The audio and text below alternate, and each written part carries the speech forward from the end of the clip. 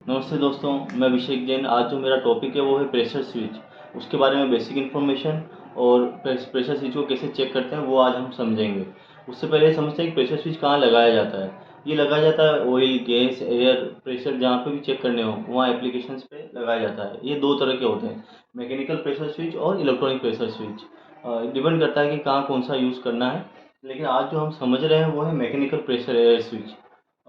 उसको हम समझते हैं कि किस तरह से ये काम करता है। इसमें क्या होता है कि ये एसी और डीसी दोनों पे काम करते हैं। हमारे ऊपर है कि हम कौन सी यूज़ कर रहे हैं। प्रेशर जो होता है, ये इनपुट प्रेशर लाइन है। प्रेशर जो होता है हम जानते हैं कि पास्कल, बार, केजी पर सेंटीमीटर स्क्वायर इनमें होता है। वो यहाँ मैन्युफैक्चरर देता है और हम सेटिंग किस पे करते हैं वो हमारे ऊपर है। और हाँ, उससे पहले हम ये समझते हैं कि एक लाइन जो होती है वो क्या होती है, प्रेशर इनपुट लाइन है।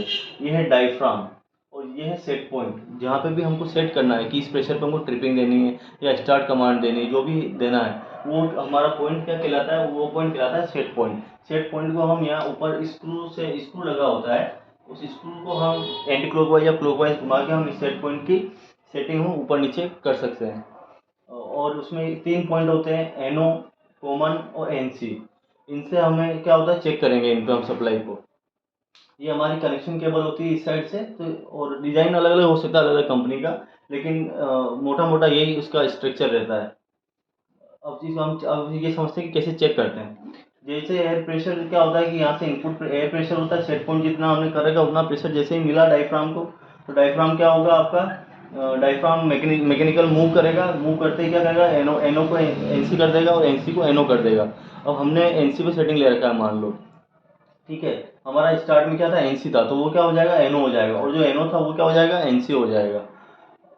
और ये क्या होता है कि प्रेशर, ये एक बात यहाँ ये हमें देखने लायक है कि प्रेशर, हमारी जो रेंज है उससे ज़्यादा एयर प्रेशर नहीं आना चाहिए, तो हमारा डायफ्राम क्या होगा, डैमेज हो जाएगा।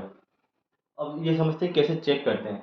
मान लो हमने सिंगल फेज सप्लाई दे रखी है 220 वोल्ट एसी, तो अब हमको क्या मिलेगा, सबसे पहले जब नॉर्मल कंडीशन है तो कॉमन और एनसी पे हम मल्टीमीटर को लगाएंगे तो हमको क्या 230 वोल्ट एसी मिलना चाहिए। इसका मतलब हमारा एनसी सप्लाई आ रही है, ओके। और जैसे ही वो ऑपरेट हो जाएगा प्रेशर स्विच, तो क्या हो जाएगा, एनसी एनओ में कन्वर्ट हो जाएगा और ये ऊपर वाला जो एनओ था वो एनसी बन जाएगा। यानी अब सप्लाई कहाँ मिलेगी, एनओ और कॉमन पे हम चेक करेंगे तो यहाँ 230 वोल्ट एसी मिलना चाहिए।